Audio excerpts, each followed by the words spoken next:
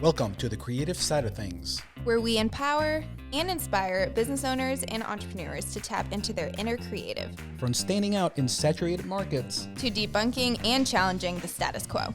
We'll learn firsthand from actual small business owners how they've applied creativity, imagination, and common sense to grow their businesses. I'm Javier, Chief Creator and Founder of High Ground Creative. And I'm Meghan, Founder and CEO of Cheek & Co. Clothing. I'm Gen X and her dad. I'm Gen Z and his favorite daughter. Oh, that's debatable. Well, it's not up for debate. Together we are creative thinkers, design experts, branding gurus, imagination igniters, and coffee addicts. Keep listening and we'll prove it to you. Hey, you might learn something. Imagine that. Ready? Let's get creative. We're back. Stop drinking your coffee when you start. Oh, okay. See what happens, people? Back. We're back here. She is already telling me what to do. Hi, everyone. Hi. I'll take over. I'm Meghan. And I'm Javi. And I'm his daughter. And this is our podcast. This is our podcast, The Creative Side of Things. Yes. Where we empower and inspire you. To unleash, or not even unleash, it's to tap into your inner creative. Absolutely. In life, in business, in everything. Open that noggin. Everybody has mega noggins. They just need to open it. I have a Meghan noggin. Sorry, I had you put a dad joke in there. No. It's the blue one. Bleeped me out. I'm sorry. Today we have a really cool topic. Very cool topic, Meghan. To go with my really cool shirt. Do you like it? I like it. Today's, we're not talking about Disney, but it aligns because... Why? Because people... Why does it align? I have no idea. Don't worry about it. Well, maybe that'll come out sometime in the episode. The official title is Fostering Creativity and Imagination in Business and in... Life. In life. We are broadening the scope of some of our topics because we understand that we are entrepreneurs. We talk about business ownership and all that, but there's a lot of people out there that are not, and that's okay. So there's ways to be creative and using imagination in everything. Yeah. So how do we foster that? Like, I'm watching Suits now. I'm on awesome season 2, yes. And they use creativity all the time. Yeah, to win a case and all that stuff. Harvey. Me and Trevor have a crush on Harvey. We want and you. Donna. Yeah, they're great. They're great. So if you haven't watched Suits, incredible show, fun show. So good. It's on Netflix now. We don't get any royalties for once. for I this. listened to your advice and I watched something, and you were right. Man, this episode is starting pretty good for once. Bella, now she finally listens to me. Now you need to watch From, and then we'll be good. Okay, yeah, Bella's been egging me about that too, for sure. I'm going to do that. I'm going to watch those. But the whole point of our podcast is creativity. So obviously we've dabbled on this before, but we're going to go back into it and, kind of expand a little bit with different sections and deep dive brainstorming. I love a good brainstorm. Probably my favorite thing to do. And pointing to our really cool mugs that say, let's get creative. Let's get creative. It's interesting because there's things we know and but we also need to remind of things, you and I, and also remind our clients. I need to remind myself. Audience. Yeah. Our right brainers. So do you want to get started? Yeah, we're going to talk first about problem solving. Okay. And that is broad. How are we going to bring that down? So there's a role that creativity has to have in problem solving because you don't want to fall into that's the way we've always done it. Mm-hmm. That's a trap because that'll kill any type of creativity. Yeah. Have a good night. Thank you. See you. Do the clap. You should have done it. All right. It's over. And so say that again, kind of, if you remember what you said. So we don't want to fall into the category of that's the way we've always done it. So that's wrong. That's the way we've always done it. It's also wrong to the quote, nothing changes if nothing changes. Correct. So literally changing absolutely nothing and expecting a different outcome is just not going to. Right. What do you expect? And if you hear our initial intro, we are challenging the status quo. Yes. And so we're doing that today. No one's listening. They've gone somewhere. Nobody listens to me, people. No, that is so important. So those are two things to keep in mind. Don't be stuck in the same ways if things need to change. I know it can be overwhelming when things have to change, but sometimes you got to. And also to not do nothing, because that's literally even worse. So how do we move forward? You need to take a step back. One main thing I like doing is getting a second opinion and a third opinion and a fourth opinion from people you trust. Thank you for saying that. Ding, ding, ding. Not from anyone. I was about to interrupt you. You're and say, wrong. Exactly. Because one thing that I say a lot, and people have said to me many times, if you ask somebody their opinion, you know what? They're going to give it to you. So you make sure that those people that you surround yourself with, when you're trying to solve a problem, be creative. Part of being creative is being resourceful and be an explorer. I want to find a solution. I don't have it in me. So how do I get it? Ask others. Find solutions. How do we make adjustments? You've heard me say the story before, so I have to say. Which story? Okay, so the movie Apollo 13. I thought you were going to do Indiana. Oh, you want to do that one? Yeah. Okay. That's more, I don't think I've seen Apollo. So Indiana Jones. All right. Here's the story. I'm going to do this quick. And it's trending right now. New Indiana movie. Did you like it? I love the new one. Got tickets to the wrong type of movie. Right. I went to Indiana I'm going to put that clip in our reels. I have to. In a movie theater that the freaking seats. It wasn't. No. This is me the whole time. But what was it called? It was 6D. 6D or something. I don't know what it was, but it wasn't just 40. It was worse. I had to wear a neck brace for the next week after I got out of that movie. But the movie was good. And he took my grandma on her birthday. I know this is off topic, but this is really funny. She's going to put a video on. Yeah, it's so funny. So Indiana Jones. So this is an example of using problem solving in the midst of a pressure situation, life or death. Indiana Jones in the Last Crusade. That's the third movie. That's the movie where he was. Harrison Ford was Indiana Jones. His father was Sean Connery, who is passed away, but he was the original James Bond, and that was his father. They had escaped from a castle on a beach from the Nazis, and they were on a beach trying to get away. So I don't know why, but because the script said so, he he had an umbrella. But anyways, they were trying to get away, and all of a sudden there's one of the German airplanes is circling around and is getting in position to shoot them down. Now, obviously, you can't win that. You cannot win that. You're in the middle of a beach. There's no place to hide. There's no forest. You literally are dead. Indiana Jones, the younger one of them, starts like, oh, I don't know what to do, and you can see the panic in his face. Sean Connery, in that moment, looks around, and instead of giving in to that pressure, because obviously you're about to die, he sees across the way, a little further down, a flock of seagulls. Probably, I don't know, 500, 600, whatever, 600. I don't know why I said 600. A lot of them. And he has this umbrella. He looks down, and he sees it coming, so Indiana Jones starts running the other direction, but then he goes towards and starts opening and closing his umbrella, and then scares the seagulls, and he times it so they fly up, and then they run into the propellers. And they took one for the team. And all of a sudden they go down. The plane goes down.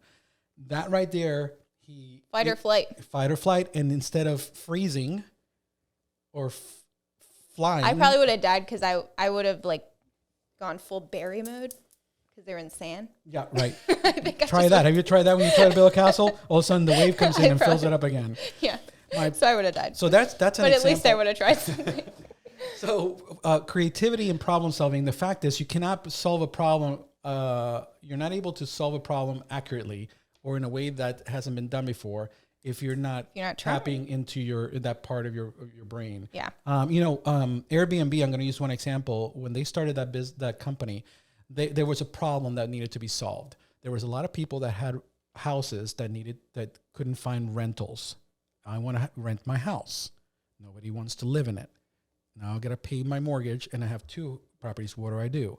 So we all know what Airbnb is. Now there's a network of homes that can be rented out short term, and created a business model that now is $1 billion industry. And there's multiple businesses doing it the same thing as Airbnb. Absolutely. So what did they do? There was a problem. They were creative. It wasn't like, well, that's never been done before. If you think about it also, Uber is the same way. There were taxis and there were shuttles. So you build a network of people who I'm available if you need my car. And then so that took creativity to solve that problem. Yeah. I like the Ring doorbell. That's one of my favorite products as seen on Shark Tank. And I think that was one that he didn't invest in. They did not invest in it. Yep.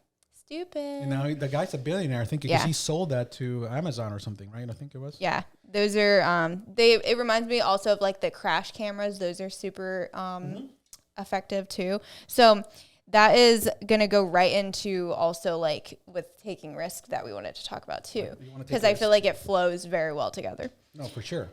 Because with problem solving comes trying things that are a little out of your comfort zone or different. And there are such things as creative risk, and what classifies a creative risk, and like how do you make that decision of, all right, I'm going to do it? Or do you really, at the end of the day, just not know and you're just risking it? Yeah. So I think if we use that in context of being creative, we don't know how it's going to be received, whatever that idea is. So there's a level of risk in there. We know it works for us, whatever, if it's solving a problem or an invention. A lot of these inventions that people make were there to solve a problem, but there was a level of risk that these people took, but they believed in it so much that they were willing to risk a lot of money, a lot of their time in order to make sure that the market saw it. But then they go hand in hand. There's no way you can improve things in life without a level of creativity and also risk taking, because you're shifting a mindset that a population of people have. And even if it's a small in groups that if you're in communities and stuff, that you have a way of thinking that's a little bit differently and you're thinking creatively, that's a space that I want to live in. But in order to apply your creativity to something and people buy into it, you have to be able to sell it and believing it, and that's risky. Yeah. I saw a video yesterday that literally was like amazing, because I'm going to summarize it, but she was basically saying that the people who are successful right now are those people who are willing to, so there's an issue with, and specifically entrepreneurs, that they plan. Right. And I feel like the people who succeed more are the ones who just start and figure it out on the way and go through the mess as they're doing it, instead of like taking all possible precautions. Like then they miss the mark. Like Megan, you can be more right. And I tell you, I personally struggle because I'm both. And I see that you got to take the path, you have to execute, and you have to move. Because there's that decision constipation people have. I decided to do so, but you're not proving your decision unless you actually act. Shift. No, absolutely. That's one. He kept going. He had drive, and that's perfect. But look at all the examples, the people that are, and it doesn't have to be at the level of a Walt Disney or Steve Jobs and stuff. In your life, in your sphere of influence, there's a lot of pressure to keep in between the boundaries of what everybody's thinking. And the ones that believe in something greater than that and have to have the courage to step outside of that. Be strong enough to kick out those people who aren't doing it for you. Because maybe they're not your people. Yeah. You might think they are because they're blood. You could be doing everything right of what we're talking about, and the one thing holding you back is surrounding yourself with the wrong people. Right. And that is a big killer of creativity because there's that pressure. So you have to, part of this is being alone and feeling lonely, right? Megan, you know this. You're the entrepreneur journey. You're not alone, but you're lonely because you're like it's a lonely place. There's not a lot of us that have that courage to continue to move and solve problems and move the needle in society. And I'm not just saying entrepreneurs are the only ones that do that. It's just that's a way to pinpoint a population of people that's what they do. We thrive in going against the current. Everybody's going this way, we're going that way. Yeah. In marketing, when I look at things, it's like, where's everybody putting their stuff? Well, go where they're not. Create a new space. Why continue to go this way? There's a way to tell your message in how we help our clients. I almost like an oversaturated market because it helps me be a little bit more creative rather than a new market for me. Like, everyone sells clothes. Right. How do I stand out? Like, I like a challenge. I'm going to tell you I'm going to give you the answer to that. Be myself. Brand you. Exactly. So the answer to the oversaturation of anything is be original and be authentic. Yep. People are copying so much that it's just you're seeing carbon copies and likenesses. So the thing is, it's not that difficult to see, well, if, where, how can it be original here? You don't have to change everything, but you can make adjustments so you stand out from that muck. And use tools, but don't allow things like the great help of AI to lose yourself. Use it as tools, but don't, who am I? Is this even me talking on my captions anymore? You use it to help you, but that doesn't replace you. You gotta, and you'll know when you're doing it right. Because even just a few days ago when I have this idea that I'm doing for my company, and I just felt this true passion when I was making it. And I was like, there's that feeling, like that, it's like a good idea. And even if no one cares, like I like it and that's all that matters. Like I just felt like super excited again. Okay.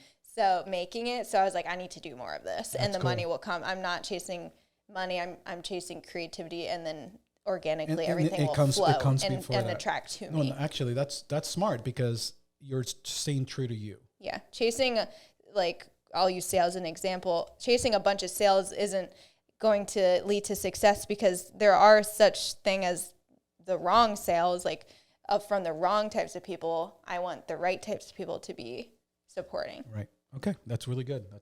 And actually, this actually is a good segue because I want to bring this over to balancing. Aligning that with. Well, there has to be a balance of having structure. Yeah. And also and having a space to be creative, because there has to be order, right? So there's a danger in getting too free and there's no direction you're going. So if you're kind of going all kinds of places, there has to be goals and there has to be things. But then if you're going this direction, you can shift and move a little bit. But how do you see that balance of structure versus creativity? I think that creativity. To our benefit, structure and freedom complement each other. And it's so funny that whenever I take a vacation, like when we went to Puerto Rico, I hadn't felt that inspired to go work than when I was ironically not working. Like I just had the freedom to appreciate my job and miss it and want to get back into it. So I brought a notebook, and there's nothing like a plane ride home from a vacation to brainstorm. That is my favorite. I always have just like a million. It's awesome. Things. Do you know there's a science behind that? No.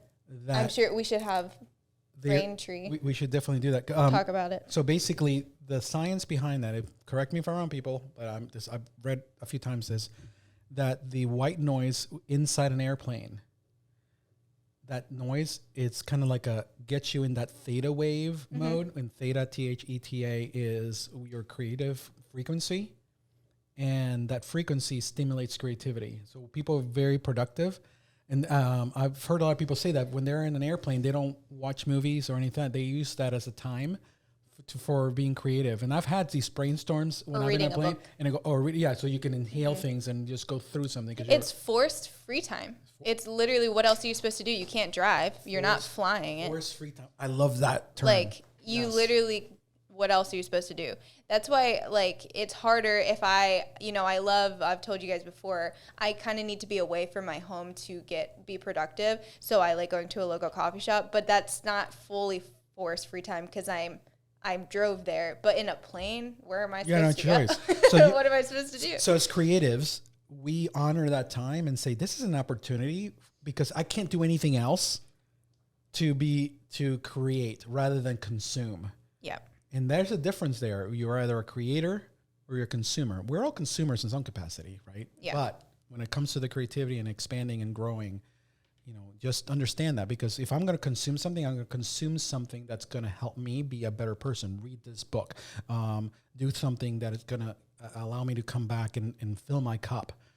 I do love movies. I watch TV shows. I'm not saying that that's wrong, but this is an opportunity that you can use that time for something really, really good. So, or going somewhere where you lose cell phone service. Right. So here's cool thing. You said that you have to drive there, so it's not forced, but we can create scenarios where we force ourselves to do that. Is that something that?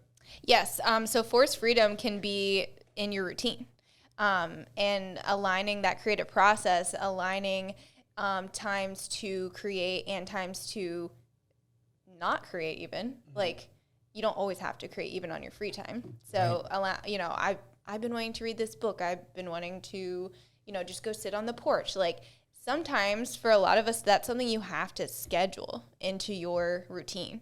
So it's important to make a list and prioritize.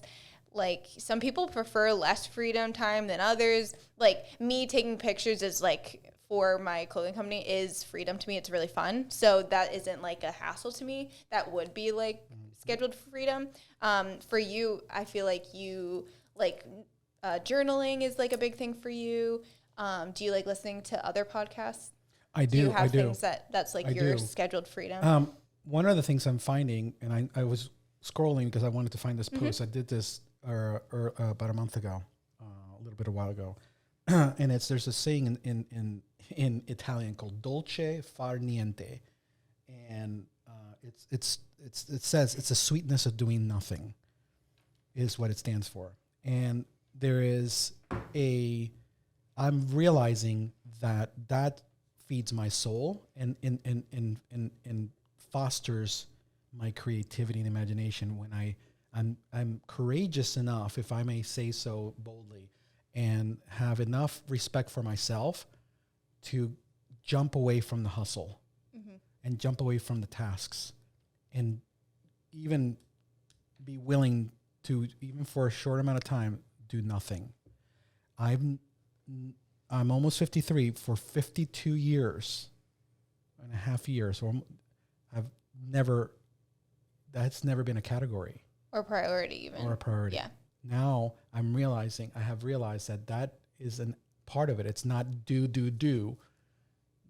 If we slow down enough, it helps our soul, our hearts, and so I went outside. I saw this beautiful sunset. I actually show a picture of it because this is my backyard. Is that all? Okay. And I went out and had a cigar and sat on the swing and was out there for a good hour, and I did nothing.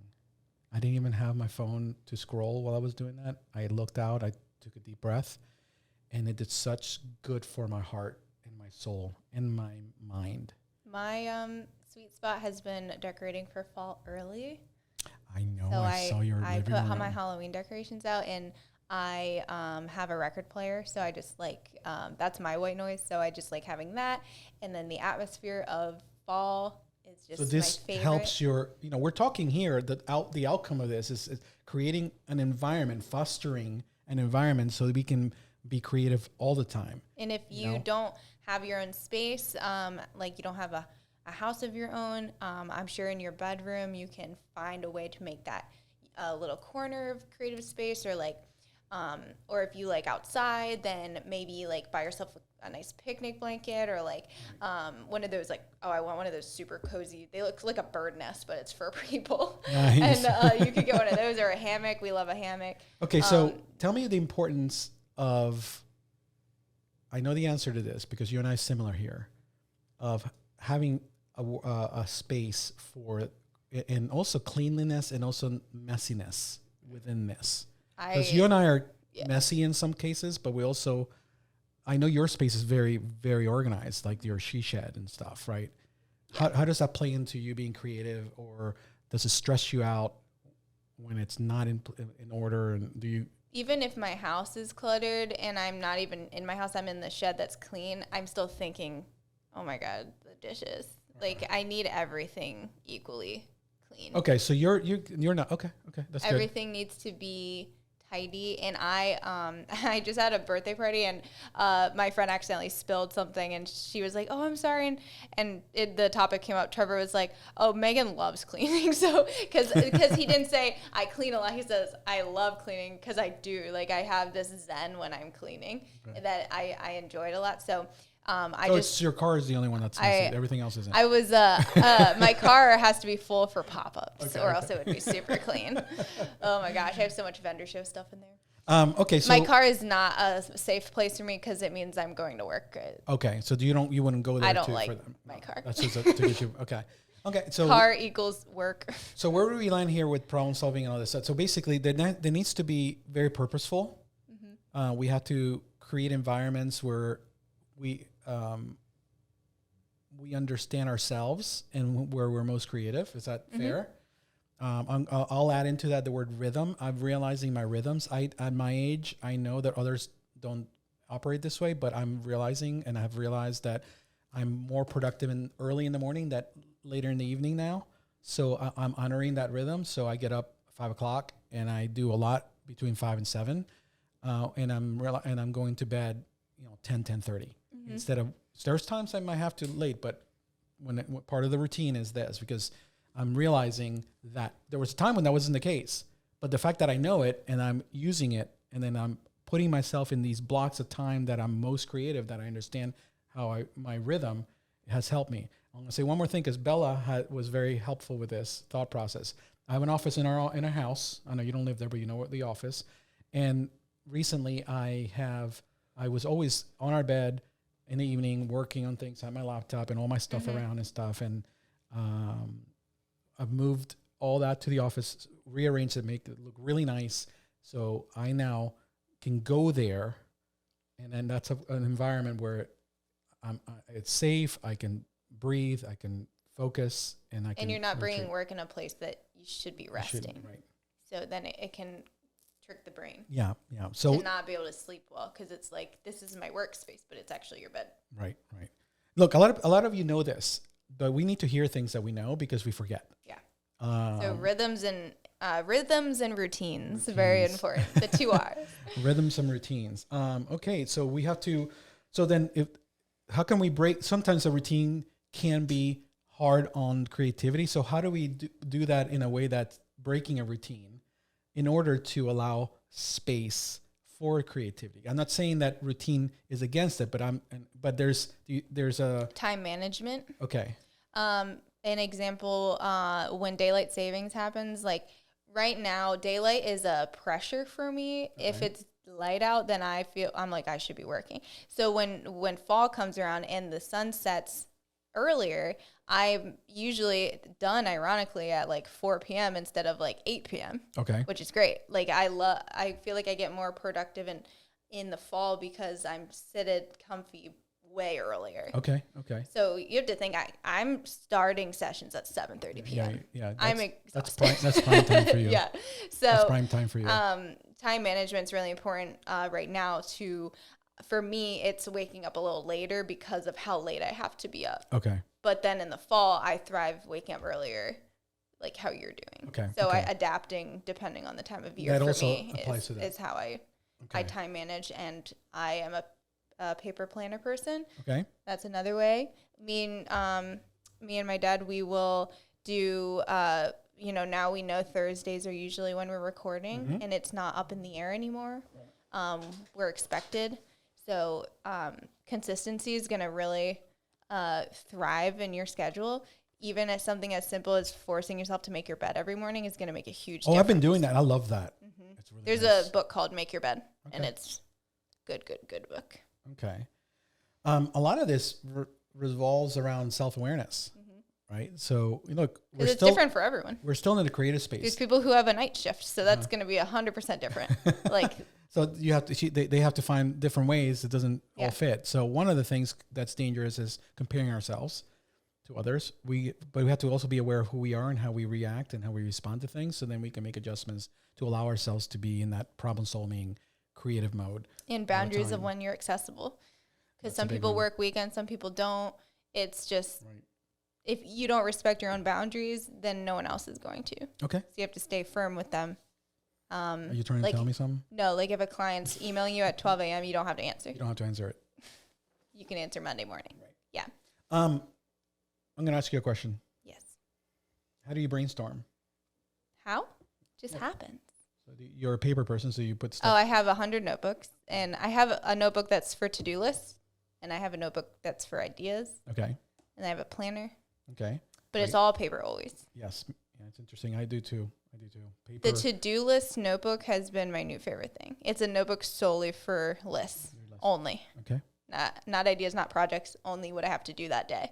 And I also have a waterproof pad and pad and pencil in my shower. Yep.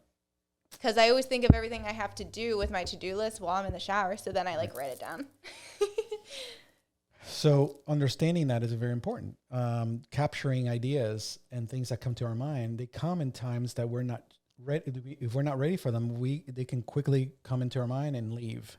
So, when you're brainstorming, that's a constant thing. One thing I do, it's going to sound very flighty, but there's science behind this. I kid you not, please don't judge.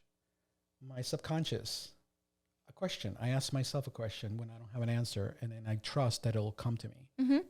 And it comes eventually, and I just walk away from it. I need to do this, and then many times when they're trying to find an idea for something, I just kind of ask it in general, but it's to myself, but with the intent that it's going to be processed and it's going to come. The thing is, you have to be ready for when that thought comes to be able to capture it, because it can go away very quickly. Mm-hmm. A lot of people don't operate in this Utilize realm. your iPhone notes too. Oh yeah, that's one. So capturing devices can be electronic or can be paper. Just have a lot of them. We have, that's something I think I taught you because you saw me all the time, but and then find a way to collect them and then put them into something later.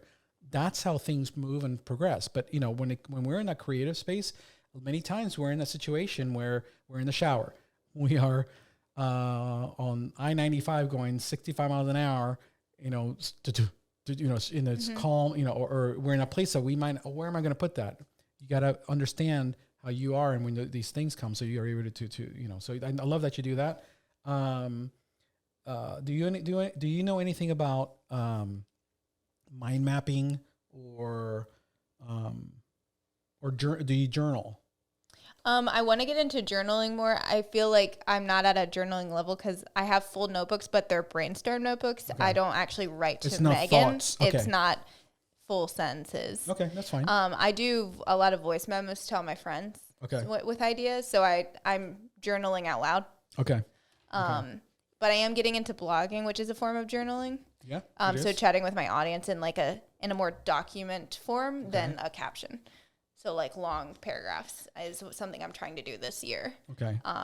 Because that's something I really liked doing a few years ago when I would blog about my photography sessions. It feels fun it was like I was talking to a friend, but it was on my website. So do you journal? I started journaling it's hard to get into about a month ago for me. Right. What I've been told, I have mentors. I have a few people that I'm part of a small group of men. There's 4 of us. 2 are in in Wisconsin, 1 is in California, and then myself. And we talk every week, and we talk about how to we sharpen each other.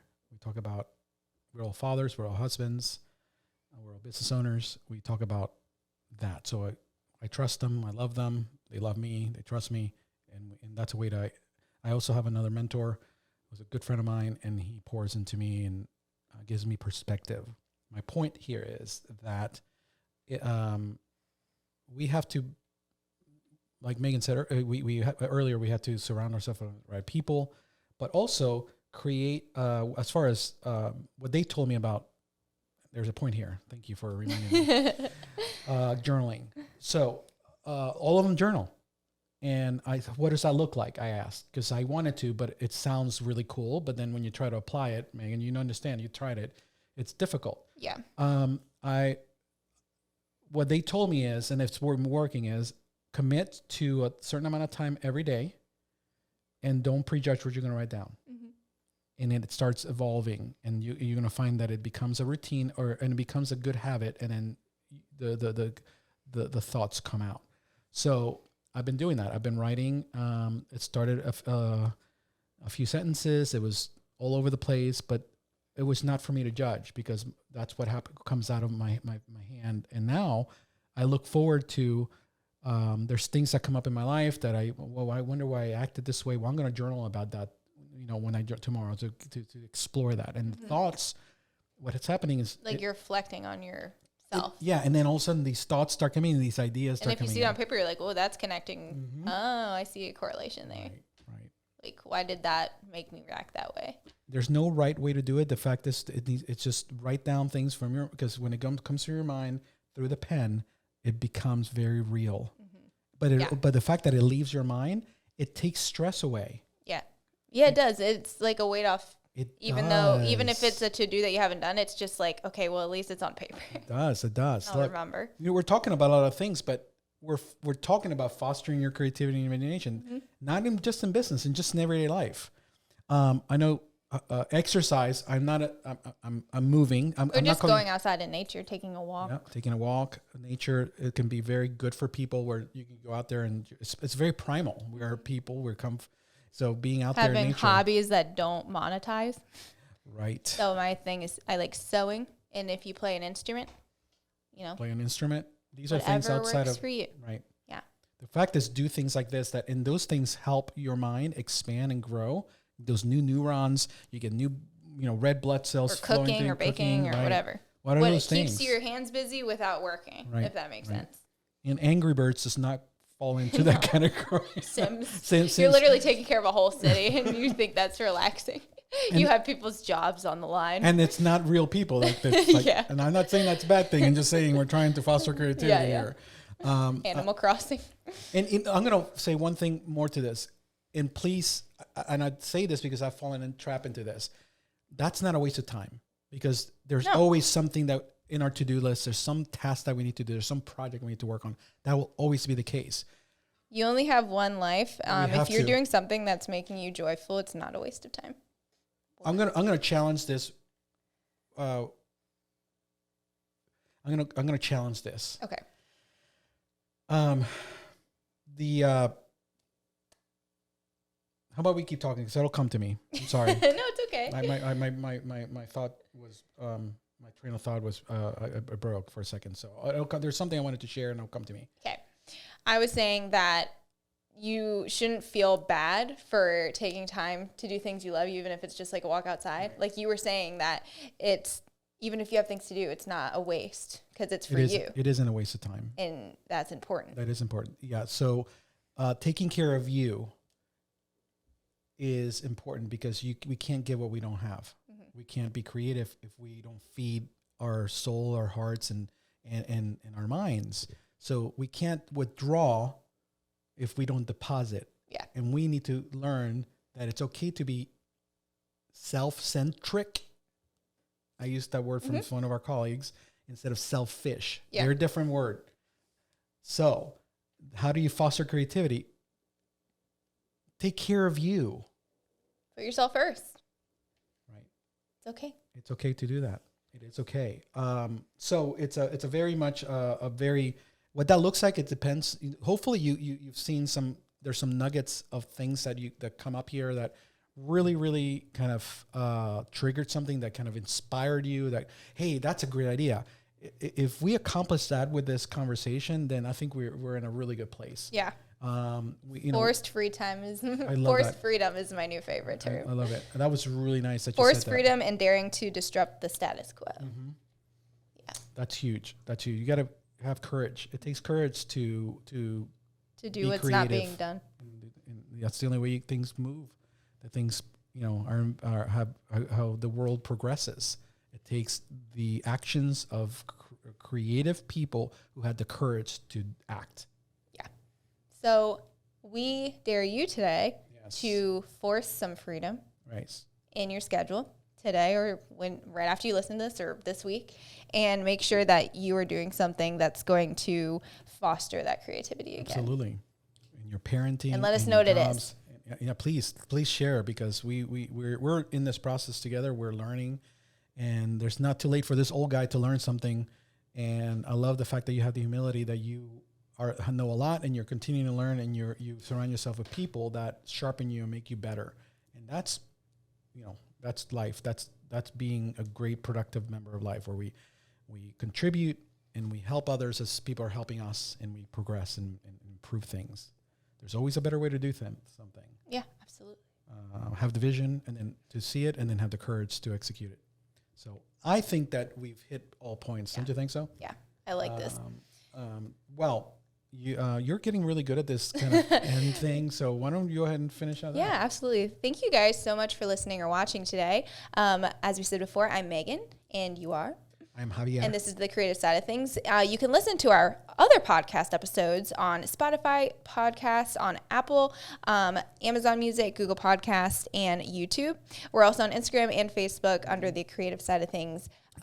We love being tagged in things. We love your feedback. Always chat with us. Yes, we're all a please. community. We're all right brainers, and we're here to stay and learn and force freedom. Force freedom. Yeah. Go do something Or don't do something. do something. Yeah, don't do something. Oh my God. How would you say that? Go force some freedom or create something. Do what we tell you. Or don't do it. Bye, guys. Bye. Have a good one.